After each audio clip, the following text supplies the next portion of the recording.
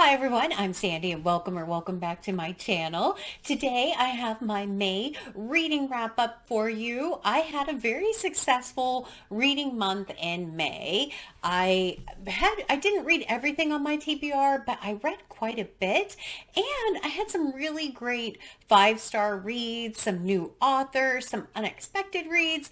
So I thought I would come and share with everyone what I ended up reading in May. One thing that I'm going to do to kind of change it up a little bit too is I realized that I am not providing an update on my 1001 book countdown as part of my wrap-ups. I thought, why not start with that? At the beginning of May, I actually started my countdown with 883 books left to read. If you're not familiar with the 1001 book countdown, I'm basically reading books off of the 1001 books you must read before you die list and slowly making my way through those. I actually combined all versions of the books together, so there's 1,300 books in the countdown. And at the beginning of May, I had 883 left. At the beginning of the year, every year, I also pre-select 52 books that I like to try and focus on throughout the year with the attempt, the idea of getting that number down to 0. And that number at the start of May was actually 43. All right, so how did I do with those? At the end of May, that number, the first number, actually went to 876. That will be where I start June. And the bottom number for the 52-week goal that I have, that number went from 43 down to 37. Not too bad. I mean, that's a lot of books in there. I have videos for all of those books already out there for you if you'd like to go and check them out. But yeah, it was a big mix of different kinds of books. There was a nonfiction in there. There was one of the longest books on the countdown out of the entire countdown last month. So yeah, very, very successful. I am behind on my annual goal, but I did catch up a tiny bit in May. In order to be considered on track of the 52 goal, I'd have to be at 26 at the end of June. I'm not going to read 11 books in June. I know that I won't. So I know I'm going into July behind. But that's my 1001 book countdown update. So what else did I read in the month of May? And these are the books I really want to focus on and talk about here. So the first one, I have, of course, numerous projects that I'm kind of working on. One is my subscriber favorites project, which I asked people for suggestions last year, and everyone really came through and gave me such a solid list of books. I've been working my way through one each month. And in May, I read 100 Years of Lenni and Margot by Marianne Cronin. This book was recommended by the channel Novel Opinions, and I have to say that I really did like this book quite a bit. My friend Sonia ended up reading this with me, so we got to chat back and forth about Lenni and Margot. This book was published in 2021, so it's not that old, but my copy that I got is pretty beat up, and I can kind of see why. It was very, very popular, apparently.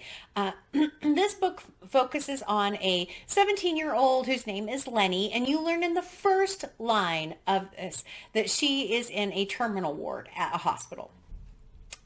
At this point, you don't know what's wrong with her, just that she's in a terminal ward. And you really get to know Lenni in the beginning of this through how she interacts with other people. And she is just straightforward and interesting and a very unusual character. I enjoyed when we were in her head quite a bit. This was perfect for Misery May, though, as well. If you're not familiar with Misery May, it was hosted by Scott over at Gunpowder Fiction and Plot and Gemma over at Gemma Books. And this book was very, very sad as well. There were a lot of components in it because it does deal with death. It does deal with the process of dying. It deals with found family and friendships. You learn who Margot is, and I don't really want to spoil that with it. It is told through multiple timelines, though, so it's one that if you're not okay with the story kind of bouncing around, this book may not be for you. If you're sensitive about those kinds of topics, especially terminal illness, this might not be a good book for you. But my heart was warmed by these characters. I really enjoyed this book and thought it was very, very well done. I was surprised I hadn't heard of it before. Makes me want to read more by Marianne Cronin. I don't know if there's other books that she has published, but this was a wonderful wonderful suggestions. So thank you so much to the channel Novel Opinions. I really do appreciate it. The next book, or my next project that I had, is my Discover New Author project. And for the month of May, I picked William Kent Krueger and focused on this one, Ordinary Grace. My friend Sonia tagged along with this one. She's such a trooper. I really appreciate her very much for encouraging me to pick these up in the month of May, or that she was willing to read them with me, because it always helps me having a buddy reader. This is my first book that I have read by William Kent Krueger. It's the only book that I own by this particular author. And this book is set in 1961 in what feels like a very small town in Minnesota. It is narrated by the oldest son in this family. And I did like him quite a bit. His name was Frank, and it really, him and his younger brother and his sister and their family. And I could picture Frank and his brother out on these different adventures in kind of like this back area of different parts of where they lived. Very, very well done. Also good for Misery May, because this had some very sad components in it as well. I did like the interactions between Frank and his brother, his sister, all of those different pieces. There is a death of a child in the very beginning. It doesn't go into graphic detail about what happened, but you are aware of it. And then there's something else that happens and something else that happens. So it does really keep moving, and the characters are really interesting. I don't remember what I ended up rating this particular book, but I do want to go on and read more by this author. Probably not anytime soon, but I am intrigued. I did enjoy this one quite a bit. I know This Tender Land, I think, is another one, and then he has a series about a character who has the name Cork, I believe. So that was my Discover New Author read. My Health and Body book, my Health and Body series. I'm not doing a separate video for this one this month. And the book was Fat Girls Hiking by Summer Michaud-Skog. And this book is really all about profiling people with different body types who are able or who get out in the outdoors. There is an actual organization called Fat Girls Hiking, which helps people of all different kinds, sizes, and bodies get outside. And the one thing about their different hiking events is you are not allowed to talk about dieting, allowed to talk about the body, about weight loss in any way. It is there just for emotional support to get people outside. There are some really great tips for a novice hiker in this. If someone is looking for ways to get outside, there are some really interesting ones in here. There's also a lot of park profiles as well as individual profiles. I thought that it was very informative, but it wasn't necessarily helpful to me personally, though I really want to go hiking with this group. I think that would be an amazing way to get through this. I ended up reading this actually with Amy from A-Star Reads and Amanda from the Reading and Writing Life. I really appreciate the discussions that we had. As always with these health and body books, though, it digs up a lot of stuff. One of the most poignant kind of things in here is that a lot of times people will assume when you're larger that you're new at an activity, and that is certainly not always the case. I hike, I bike. I was going to say bayak. I don't know what that is. I hike, I kayak, I bike.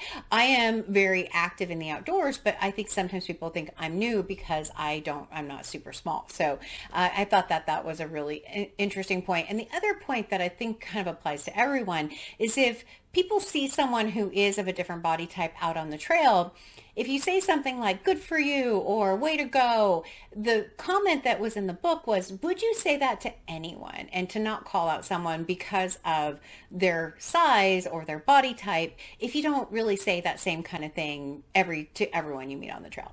It's an interesting component of it. But Fat Girls Hiking, if you're interested in this group, there are resources out there as far as trying to find where they are. But it was good. I mean, it wasn't it didn't impact me personally, but it was a decent read, and I did enjoy getting all the profiles of all the different people. The TBR Tackle, which is hosted by Sarah at Freshly Read Books and Jill over at The Book Bully, their prompt for the month of May ended up being read a book with an even number of pages. I had a stack of ones that I could use, and I ended up picking this one, The Hate You Give by Angie Thomas.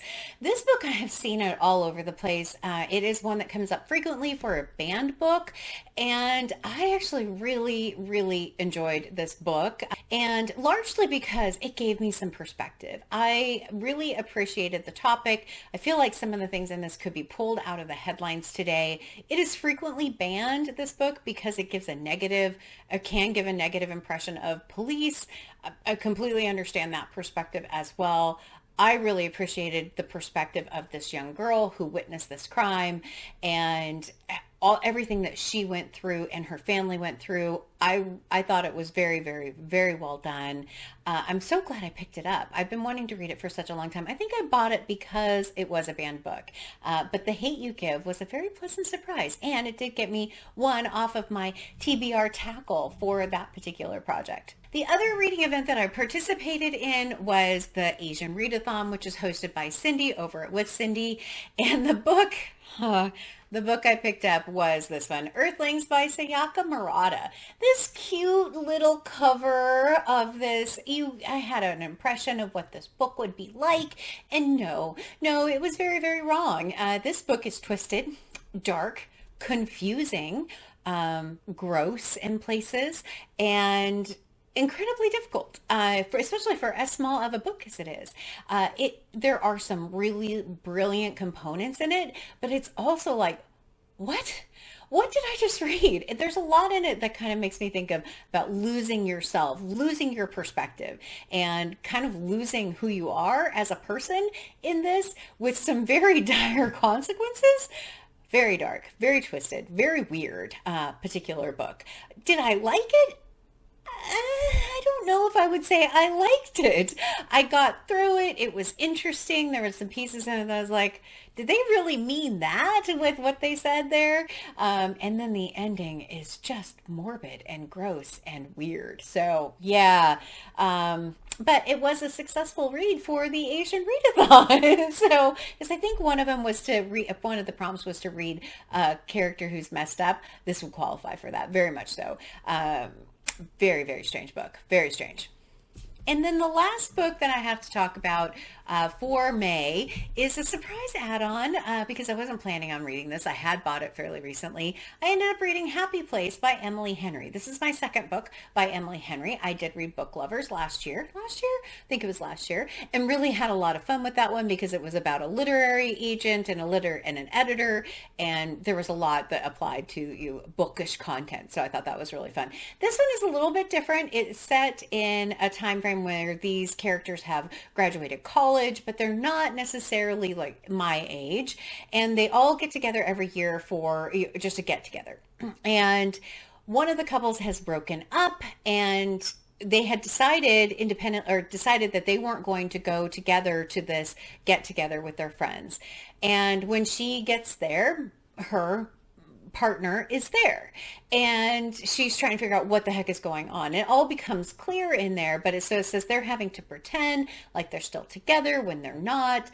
Miscommunication kind of back and forth between all of them, and people making decisions for you versus you being able to make a decision for yourself, kind of a thing. I didn't like this one as much as I liked Book Lovers, and I think because it came across pretty young to me. The characters came across as reading fairly young, and not reading in a way that I can necessarily relate to. And it wasn't super romancy either. That was the other part of it. It was just kind of like this trauma of them trying to deal with all these past events. Again, probably good for Misery May, maybe. But there was a lot kind of built into that, and it was okay, but it wasn't my favorite. I was a little bit disappointed, especially since I went ahead and bought the hard. Oh, I got this at Costco though, so I didn't pay full price for it. If I had paid $30 for this, I would have been very upset. But yeah, Happy Place by Emily Henry. All right. Those are the main books that I got through this month. What didn't I get through? I didn't get to this one. Out of Africa by Karen Blixen. I picked this up for May of the Moderns, which is hosted by Margaret Pinard, and just couldn't quite get to it. I did listen to an audiobook of it, but the audiobook was an abridged audiobook. So I'm going to go back and read this at some point, but I did not get to it. The other one that I just didn't even pick up, which was supposed to be for Misery May, was Shuggie Bane by Douglas Stewart. This is the one I think I'm most disappointed in not getting to because I really liked Young Mungo by this author and wanted to read this one, but it just didn't happen. So I'm okay with that. I did end up reading quite a bit. I wish I could say my reading in June is going as well as my reading in May. It's just unfortunately not. It is the 9th of May when I'm recording this, 9th of June. I know what month it is. It is the 9th of June, and so far I have finished 2 books. So my reading in June is going very, very slowly. Yeah, I've just been distracted. I feel a little bit slumpy. Trying to work out of that. I've got a couple great buddy reads starting tomorrow, so I'm very excited about those. Good. I just need to break out of my slumpiness. Otherwise, those buddy reads are going to be a little difficult. So that was my reading in May. How did your reading go? Have you read any of these books? What did you think of them? I would love to hear from you. Or you can leave an emoji in the comment just to let me know you're out there. My favorite is the flamingo, if you like that. And my best friends will know why. If you want to leave me an emoji, I'm happy with that as well. As always, though, like, comment, and subscribe. And until next time, thanks. Bye.